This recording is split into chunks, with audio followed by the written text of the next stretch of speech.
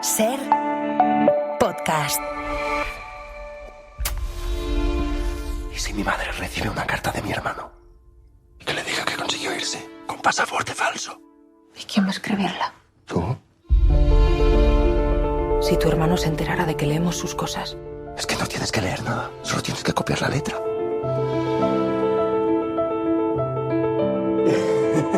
¡María! Tu hermano. Menuda inventiva, cuñada. ¿Qué? ¿Qué? ¿Sabes que me gustaría ir al cine? Pues tu hermano ya no quiere ni pisarlo.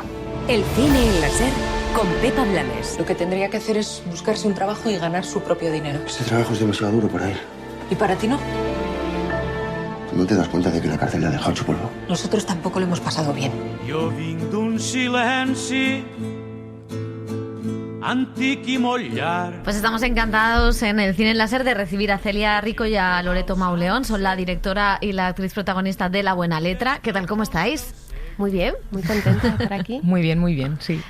Bueno, La Buena Letra es la adaptación de la novela de Chirves, una película que tiene también mucho que ver con tu universo, ahora nos contarás, pero ¿en qué momento descubres que en esta historia de Chirves, que además no es una de las novelas más laureadas o más comentadas del escritor, tiene algo de conexión con las historias de mujeres y pequeñas que tú sueles contar?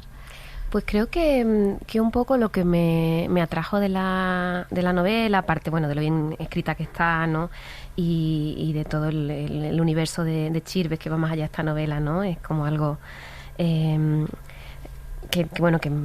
casi que es un privilegio, ¿no? Entrar en ese universo. Lo que me pareció interesante es que nos estaba contando la historia de nuestro país a través de gestos muy pequeños, de cosas muy cotidianas, y que al final esa puede ser también la historia, ¿no? de un país, que sería esa historia en minúsculas. Uh-huh. Y me pareció que ahí pues yo podía, digamos, aportar un poco desde mi forma de hacer y hacer ese diálogo, ¿no? Con su obra. ¿Qué es lo que tú vienes haciendo? Porque en Viaje al cuarto de una madre, de alguna manera, la historia de una generación, de un momento concreto, en una crisis.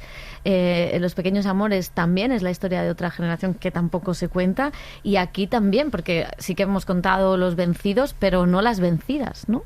Sí, y de hecho, estos días, ¿no? Pensando un poco en todo este trabajo, me imaginaba, ¿no? Que el personaje que interpreta Loreto, Ana, puede ser de alguna manera la abuela o la madre, ¿no?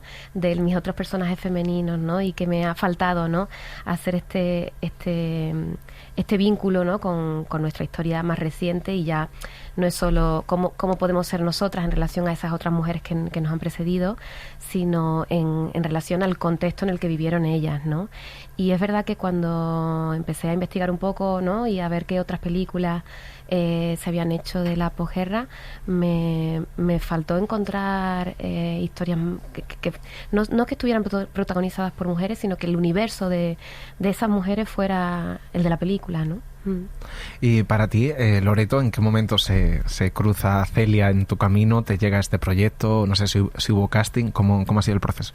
Pues fue largo, porque fue muy largo, pero como que la mitad sin saberlo, te explico. A mí me llamó mi repre una vez y me dijo, oye, va a ir una directora, Celia Rico, a verte al teatro. Y yo, joder, qué impresión esto de repente, ¿no? Pero ella vino y nunca le vi. O sea, vino a ver la última función y desapareció. Y dije, bueno, supongo que ha estado, pero no sé. Ella es muy comedida, por si acaso. Me da vergüenza quedarme a saludarla. Y ya está, y yo pensé, jo, qué bien, porque había visto su peli, todavía no había presentado ahí Pequeños Amores, entonces había visto la primera que me había encantado.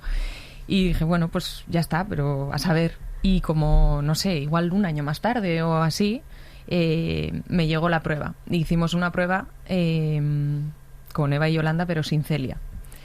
Y ya después me vino un café con Celia. Entonces, esto aquí ya como que... Pero igual fue eso, año y medio más tarde, tuvimos como una conversación y tal, y ya, bueno, ahí ya después de un primer casting y una conversación, pues nos pusimos a ello. No tenía ni guión cuando pensé en ella y fui a verla al teatro, ¿no? Fue como... Y de hecho, después de verla también en el teatro, estuve mientras escribía fantaseaba, ¿no? con que fuera ella y no escribí el personaje para ella porque no la conocía, pero siempre estuvo ahí. Entonces, claro, no quise llamarla hasta no haber avanzado, ¿no? con el proyecto, pero sí estuvo ahí desde el yo origen. en paz dije, igual ya se la ha pasado. Igual ha ido, no le ha gustado la obra nada, se ha ido y ya está, esto Chao, se queda adiós. aquí. No, eso es que me había enamorado de verdad. Y estaba rumiando.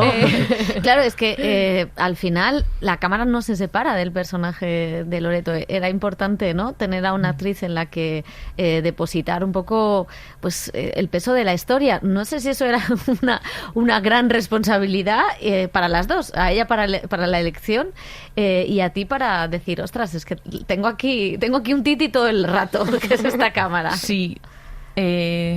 Bueno, para ti no sé. Supongo que sí. Lo que pasa que es...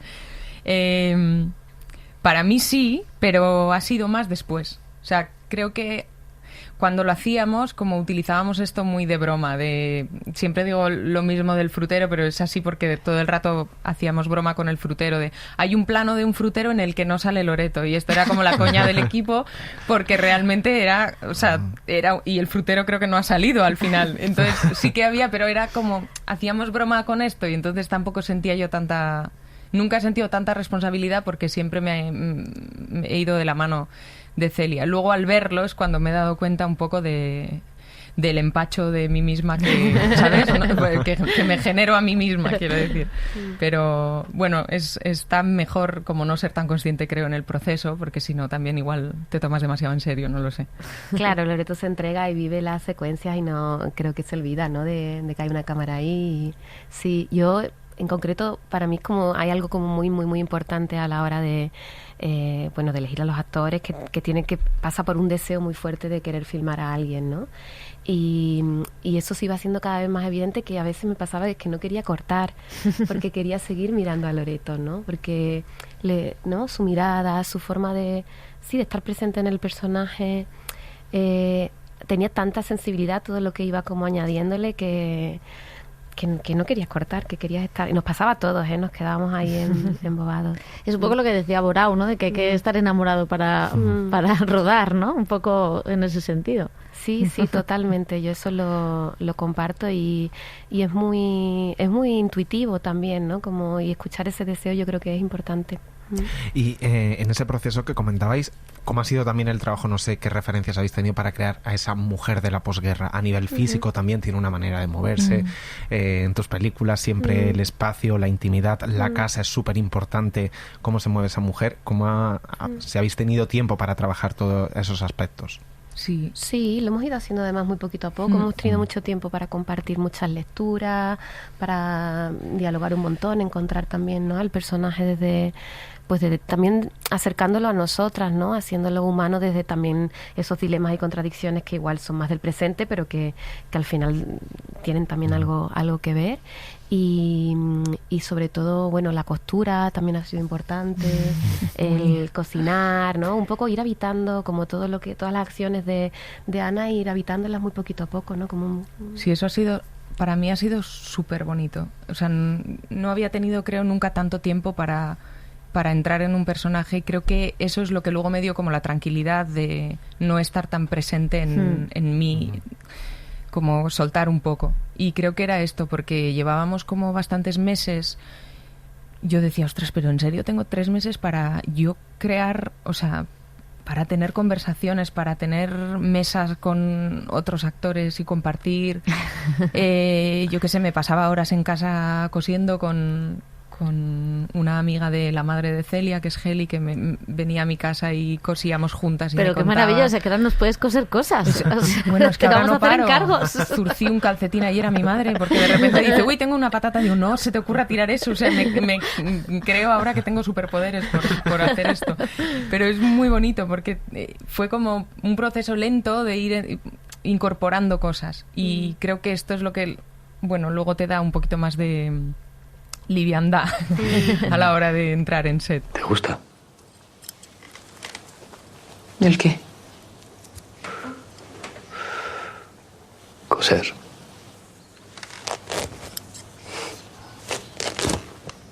No queda otra. Ahora a tu hermano le pagan una miseria. Y yo era la primera vez que trabajaba también con... Bueno, la película tiene muchas elipsis, ¿no? Hay muchas cosas que le suceden a los personajes, pero que no lo vemos en la pantalla. Y para mí era muy importante que ellos lo vivieran y lo atravesaran. Entonces fue también muy interesante, que es algo que yo no había podido hacer antes, un poco por cómo eran mis películas anteriores, ¿no? Pues todos esos espacios realmente trabajarlos con ellos, ¿no? Entonces hicimos mucha improvisación de la relación de Loreto con su marido, con el cuñado, cómo había sido antes de la guerra, ¿no? Cómo se conocieron.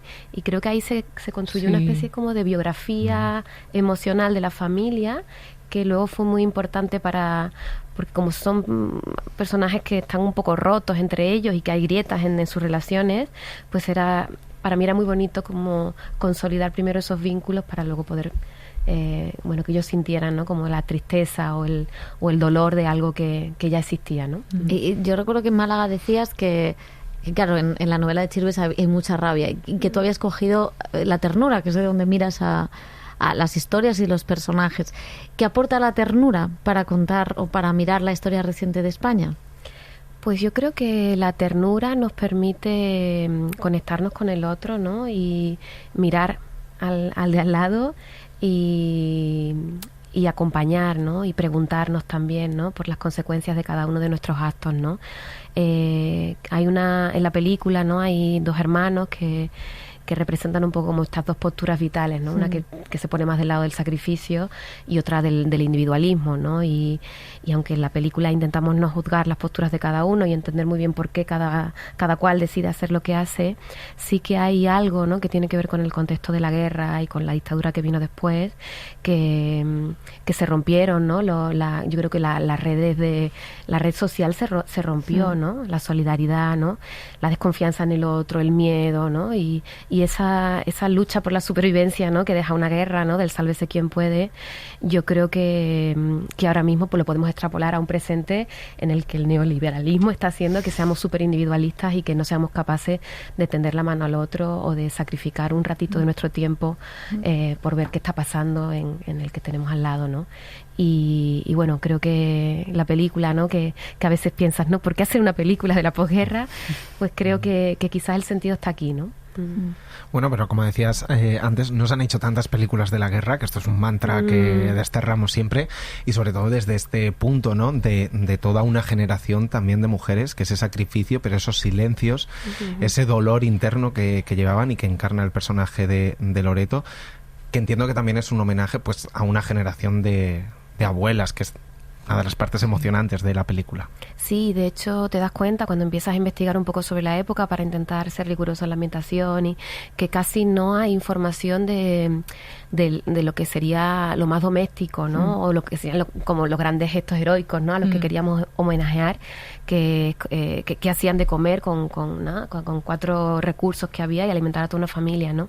Y esto fue muy difícil de conseguir, de encontrar, porque claro, ya esta generación, muchos ya no están entre nosotros y ese testimonio, hubo tanto silencio, ¿no? Se habló tampoco ya no solo de cuestiones más políticas, ¿no? Se habló tampoco de cómo se sentían, porque fue tan traumático, sufrieron tanto que callaron para, yo creo que proteger también a las generaciones que venían por detrás, ¿no? Y no meterlas, ¿no? en ese mundo de sufrimiento que claro, casi no tenemos tanto testimonio de lo que es la vida más cotidiana, ¿no? Y del sentir de esas noches y esas mañanas, ¿no? Cuando uno se va a dormir o se levanta y en qué pensaban, ¿no? Nuestros abuelos y nuestros bisabuelos. Sí, incluso, o sea, yo siento como viendo, o sea, hablando con gente que la ha ido viendo, que también incluso hemos juzgado mucho a esas mujeres, ese silencio, esa manera de estar como... Bueno, el otro día me contaba mi madre que ahora, o sea, que de repente se puso a pensar, todavía no ha visto la película, pero viendo los pequeños trocitos, en su abuela, de repente dice, ostras, yo recuerdo que mi abuela se quedaba en una esquina mirando, ¿no? Y todos, el abuelo era muy divertido, era el tal, y ella era como, chica, ¿qué? ¿No? Sí. Y de repente dices, claro, es que además de todo, hay un juicio sobre ellas que, ¿por qué no tienes más alegría de vivir? Además, ¿no? O sea, te hace como pensar mucho, y creo que revisitar este pasado también es bueno para quitar ese juicio, ¿no? De alguna manera. Sí, ahí, de hecho, también hay un cambio con respecto a la novela, que yo creo que también la hace mucho más actual, y con el tiempo es el retrato de las dos mujeres, ¿no? Que en la novela, no voy a meterme con Chirves, por supuesto que no, Dios me libre, que le amo profundamente, pero sí que es cierto que hacia el personaje, sobre todo de Ana Rujas, hay otra mirada, ¿no? Quizá más masculina, quizá con... Y creo que aquí la mirada de la relación entre las cuñadas es al final una cosa muy bonita que le dais, ¿no? A esta nueva manera de contar, ¿no? Sí, era súper importante hacer ciertos ajustes de ese personaje, porque es verdad que cuando una mujer se salía un poco del molde, ¿no? De lo que la sociedad le permitía, pues recibía críticas, ¿no? Y al final, pues una mujer que lo que está deseando, digamos, es poder ocupar un espacio que lo ocupan los hombres, o no resignarse, ¿no? A determinadas determinados imperativos, ¿no? Pues no se entendía, ¿no? Y me parecía que había que mostrar la relación entre esas dos mujeres y esos dos perfiles, entendiéndolas, haciéndolas humanas, ¿no? Y sabiendo por qué cada una decide lo que decide y lo difícil que es que se encuentren por la época, no tanto por un poco, ¿no? Como creo que... Sí, es que yo creo que hay una parte que es que por la época, no sé, porque lo ves y ahora mismo esas dos mujeres podrían ser amigas perfectamente, no compartir algunas cosas, pero ser amigas, ¿no? Y no juzgarse ahí. Entonces eso sí que era muy importante para nosotras, ¿no? Porque al final, bueno, es lo que tiene también contar con alguien como Celia para contar esa historia hoy en día, ¿no? O sea, aportar esa nueva parte que estamos descubriendo nosotras también, de nosotras mismas. Sí, entonces... incluso es interesante como pensar cómo nos apelan estos personajes, ¿no? Aparentemente, ¿no? El personaje de Ana Rujas, ¿no? Que es una mujer que se acerca más a una postura más feminista, ¿no? Más, estaríamos todas de acuerdo, ¿no? Con lo que, sin embargo, cuando la situamos en esa época, hay algo de nuestra mirada tan cargada de prejuicios que pensamos que está rozando el lado del mal, ¿no? Es muy fuerte que lleguemos a pensar eso. Y luego el personaje de Ana, que es con quien empatizamos, que es la protagonista, la que conduce toda la historia, tiene ciertas actitudes, ¿no? Que son generosas, que son... Y sin embargo, nosotros también condenamos a esa mujer porque pensamos que está haciendo, bueno, esta cosa de la resignación, ¿no? Y al final reciben por todos lados las mujeres, ¿no? Exacto, da igual lo que hagas. Y es curioso, ¿no? Que todavía hoy, cuando miramos a estas mujeres como del pasado, se nos carguen, ¿no? los prejuicios ahí. Y es la primera manera de abordar esta mirada, y queríamos romper con todo eso, ¿no? Y poder ir un poquito más allá y plantearnos preguntas, ¿no? Oye, ¿y el valenciano? ¿Qué tal? ¿Trabajar en valenciano? Bueno, en realidad es que, a ver, a mí me hubiera gustado hablar en valenciano en la peli, las cosas como son, pero bueno, no era necesario, pero os voy a decir que con el equipo sí, ¿eh? O sea, ahí sí. Yo pedía que me hablaran en valenciano porque me parece precioso. O sea, es que, bueno, yo me enamoré un poco de Valencia, la verdad. Es que ha sido como creo que todo ha acompañado. Y el proyecto para mí ha sido muy especial, entonces de repente Valencia tiene un lugar especial. Y el equipo también. Y yo les pedía siempre que me hablaran en valenciano, por favor. Todo lo contrario de lo que hace el gobierno de la Generalitat ahora mismo. Mira, por lo que sea, lo contrario. Por lo que sea, estamos...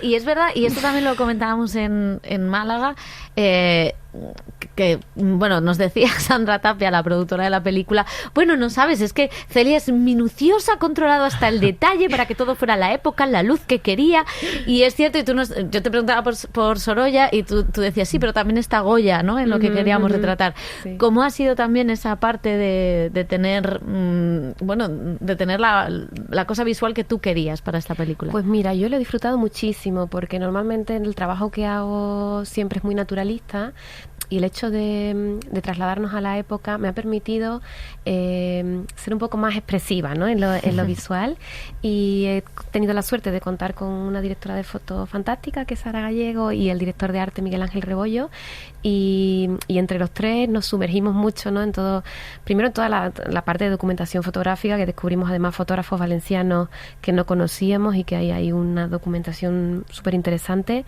y luego todo el mundo pictórico, ¿no?, que queríamos trabajar mucho las texturas, las luces y las sombras, ¿no? Hay algo muy bonito en la novela de Chirves que escribe que los personajes de Ana y Tomás se colocan del lado de las sombras, mientras que los otros se colocan del lado de la luz, ¿no?